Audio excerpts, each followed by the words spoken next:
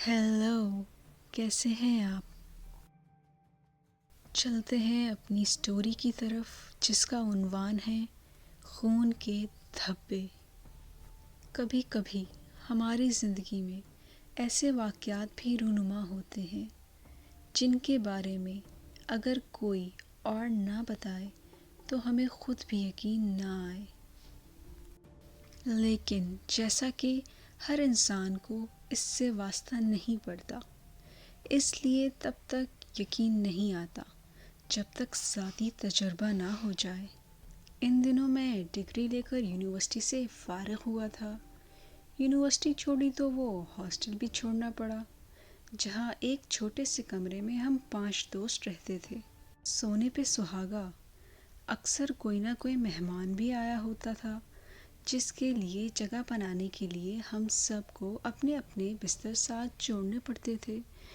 صبح جس کی کلاس سب سے پہلے ہوتی تھی وہ دوسرے کو پھلانگتا ہوا دروازے تک پہنچتا اور پھر یونیورسٹی کی کینٹین سے ناشتہ کرنے چلا جاتا۔ یونیورسٹی کے زمانے میں تو بے فکری کا عالم تھا، لیکن ڈگری ملنے کے بعد خیال آیا کہ اب سر چھپانے کے لیے کہاں جائیں گے۔ یونیورسٹی کی انتظامیہ نے ہاسٹل خالی کرنے کا تیسرا نوٹس جاری کر دیا تھا، تو ہم کوئی سستا سا فلیٹ تلاش کرنے لگے۔ ہم 5 دوستوں میں سے کسی کا بھی گاؤں لوٹ جانے کا کوئی ارادہ نہ تھا۔ سبھی شہر میں قسمت آزمانا چاہتے تھے، لیکن شہر میں رہنے کے لیے سر چھپانے کا ٹھکانہ لازمی تھا اور ضروری بھی۔ اس وقت ہم سب کی مالی حالت پتلی ہی تھی، کیونکہ سبھی بے روزگار تھے اور گھر سے آنے والے لگے بندے خرچے پر عیش کر رہے تھے۔ بدقسمتی سے شہر میں فلیٹ کے کرائے اتنے بھی کم نہ تھے کہ ہم خوشی خوشی ادا کر سکتے۔ ہاسٹل میں وارڈن سے جھگڑے تک کی نوبت آ گئی تھی، تو ہم نے اپنی تلاش میں مختلف پراپرٹی ڈیلرز کو بھی شامل کر لیا۔ اکثر پراپرٹی ڈیلر تو ہماری رینج دیکھ کر ہی مسکرانے لگتے تھے۔ بعض نے صاف انکار کر دیا تھا کہ اس شہر میں اتنے کم پیسوں میں کوئی فلیٹ نہیں مل سکتا۔ ہماری اپنی مالی مجبوریاں تھیں، اس لیے ہم درمیانے درجے کے عام فلیٹ کا کرایہ بھی نہیں دے سکتے تھے۔ تلاش کے بعد جب ہم مایوس ہونے ہی لگے تھے، ایک دن ایک دوست نے ہماری مرضی کے کرائے میں مکان دلوانے کا کہہ دیا۔ اس کا کہنا تھا اس مکان میں کچھ ایسا ہے، یہاں آنے والے زیادہ دیر تک نہیں رہتے، اس لیے مالک مکان کم کرایہ لینے پر بھی رضامند ہے۔ ہمارے لیے اتنے کم کرائے میں 5 مرلے کا پورا گھر کسی نعمت سے کم نہ تھا، اس لیے فوراً ہی معاملہ طے پا گیا اور ہم اس گھر میں منتقل ہو گئے۔ ہمارے اس گروپ میں میرے علاوہ احمد، کمال، شہزاد جٹ، اشرف علی شامل تھے، جبکہ عرفان نے ہمارے ساتھ رہ کر شہر کی کھاک چھاننے کی بجائے واپس گاؤں چلے جانے کا فیصلہ کر لیا تھا۔ ہاسٹل کے کمرے سے 5 مرلے کے نئے گھر میں منتقل ہونے کے بعد یوں لگتا تھا کہ جیسے ہم کسی عالی شان محل میں آ گئے ہیں۔ زیادہ تر گھر خالی ہی تھا، کیونکہ ہمارے پاس جتنا بھی سامان تھا وہ ایک کمرے میں ہی سما سکتا تھا، اور مزید سامان خریدنے پر گھر بھرنے کی ضرورت بھی نہیں تھی اور نہ ہی ہماری جیب اجازت دیتی تھی۔ ہمیں صرف باورچی خانے کے لیے کچھ اضافی برتن خریدنے پڑے۔ نئے گھر منتقل ہونے کے بعد ہم سب نوکریوں کی تلاش میں نکل کھڑے ہوئے۔ میں اخبارات کے دفتر کے چکر کاٹنے لگا، جبکہ باقی سب بھی میری طرح مختلف اداروں میں دھکے کھانے لگے۔ ہم ہر اتوار کے اخبار میں سے نوکریوں کے مختلف اشتہارات پر دائرے لگاتے اور پھر پورا ہفتہ وہاں ملازمت حاصل کرنے کے لیے کوششیں کیا کرتے تھے۔ اس دوران کچھ پیسے گھر سے آ جاتے تھے اور کچھ ہم چند بچوں کو پڑھا کر کما لیتے تھے۔ اس کے علاوہ مختلف تعلیمی اداروں کے طالب علموں کو پریکٹیکلز کی کاپیاں بنا کر یا اسائنمنٹس بنا کر پیسے کماتے تھے۔ یہ زندگی کا سخت دور تھا، لیکن دوستوں کے ساتھ اور کچھ کر گزرنے کا جنون ان کی سختیوں کو کم کر دیتا تھا۔ ایک اتوار میں حسب معمول اخبار سامنے رکھے مختلف اشتہارات پر دائرہ لگا رہا تھا کہ بعد میں نوٹ کر سکوں۔ اچانک کسی کام سے اٹھنا پڑا۔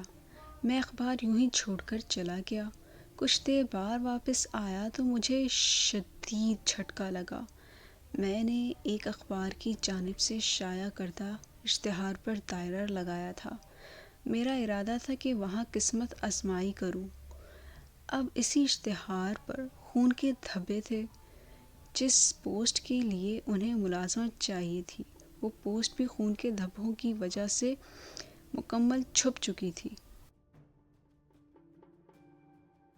اس دن ہم سب نے مل کر گوشت پکانا تھا، اس لیے میرے ذہن میں آیا کہ شاید میرے جانے کے بعد کوئی آیا ہو اور اس کے ہاتھ میں گوشت ہو جس سے اخبار پر خون کے دھبے لگ گئے ہوں۔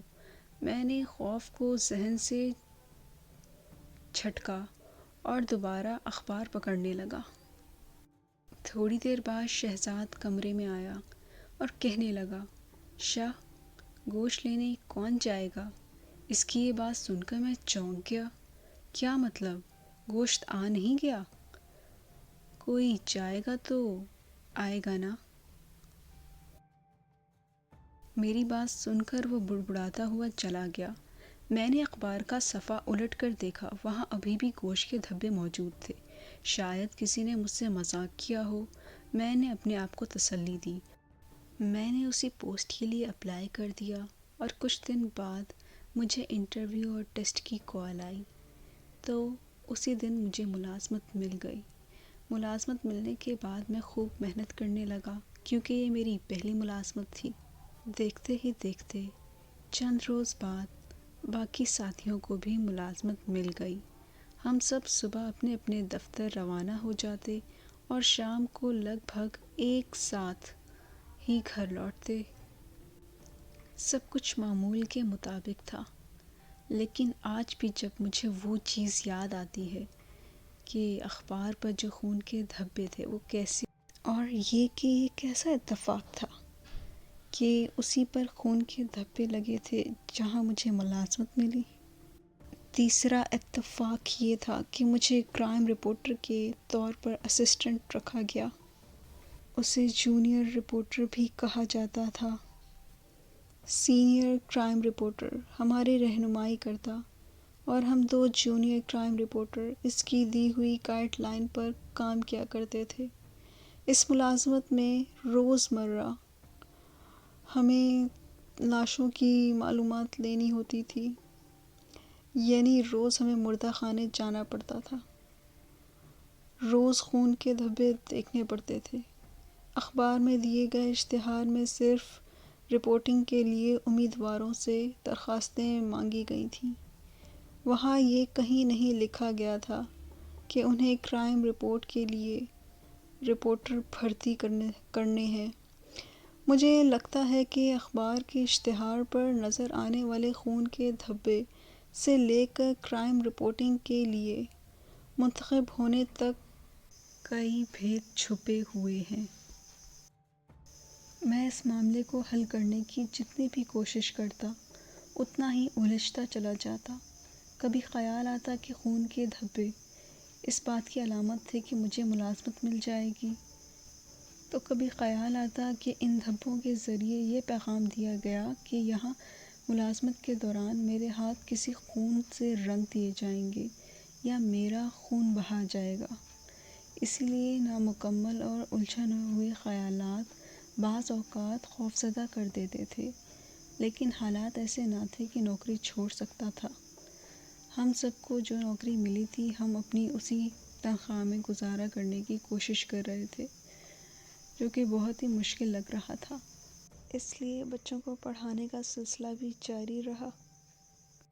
حساب کے معاملے میں ہم دوستوں کا لین دین چلتا رہتا تھا، جس سے ہم اپنے گھر کا خرچہ مینیج کرتے تھے۔ کبھی کسی کو تنخواہ لیٹ ملتی تھی تو کبھی کسی کو، یوں ہی دن گزرتے رہے۔ ایک دن ہم چاروں گھر پہنچے اور یوں ہی کہکے بکھیرتے ہوئے کمرے میں چلے گئے۔ کمرے کے اندر کا منظر دیکھ کر ہم سب کے کہکے تھم گئے۔ ہم پھٹی پھٹی آنکھوں سے اندر کا منظر دیکھ رہے تھے۔ تمام چیزیں بکھری ہوئی تھیں اور کمرے کے عین درمیان ہم سے پڑھنے آنے والے ایک بچے کی لاش پڑی ہوئی تھی۔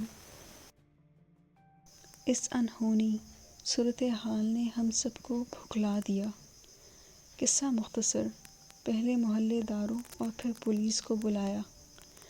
ہمارے کردار کی گواہی دینے کے لیے محلے دار موجود تھے، لیکن ان سے بھی انکار ممکن نہیں تھا کہ لاش ہمارے گھر میں ہی تھی اور وہ بچہ ہم سے پڑھنے آتا تھا۔ اس کے والدین پر غشی طاری تھی اور ہم اس کے قتل کے الزام میں گرفتار ہو چکے تھے۔ لگ بھگ 7 ماہ بعد یہ ثابت ہو گیا کہ قتل کے وقت ہم سب ہی گھر میں موجود نہ تھے۔ ہماری اپنی اپنی دفتر میں موجودگی ثابت ہو چکی تھی۔ ناکافی شواہد کی بنا پر ہماری ضمانت ہوئی اور پھر کچھ عرصے بعد ہمیں اس کیس سے بری کر دیا گیا۔ رہائی ملنے کے فوراً بعد ہم نے وہ گھر تبدیل کر لیا۔ شہزاد اور اشرف اس حادثے سے اس قدر خوفزدہ ہوئے کہ عرفان کی طرح گاؤں لوٹ جانے میں ہی عافیت سمجھی۔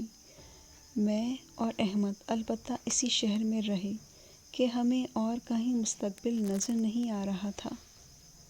اس مقدمے کی کارروائی کے مطابق کوئی درندہ صفت شخص بچے کو ہمارے گھر لے گیا اور اپنی درندگی کا نشانہ بنا ڈالا۔ وہاں کسی قدر مزاحمت بھی ہوئی اور پھر اس نے بچے کو قتل کر دیا۔ سادہ ایک گھناؤنا جرم تھا جس کا ملزم گرفتار نہ ہو سکا، لیکن آج بھی میرے ذہن سے اخبار کے اشتہار پر پڑے وہ خون کے دھبے نہیں نکل سکتے۔ خون کے دھبوں والے اشتہار سے شروع ہونے والے اس سلسلے کی آخری کڑی یہ تھی کہ بچے کا قتل بھی ٹھیک اس دن ہوا جس دن مجھے پہلی ملازمت کی تنخواہ ملی تھی۔ اس کے بعد وہ ملازمت بھی چھوٹ گئی اور مکان بھی، اور پہلی تنخواہ جو ملی تھی وہ کچھ 6 مہینوں بعد۔ اوکے ناظرین، یہ تھی آج کی سٹوری۔ ملتے ہیں نیکسٹ سٹوری میں، تب تک کے لیے آپ اپنا رکھیے گا خیال۔ اوکے دین گائز، اللہ حافظ۔ پلیز لائک اور سبسکرائب کرنا نہ بھولیے گا۔ Thanks for watching.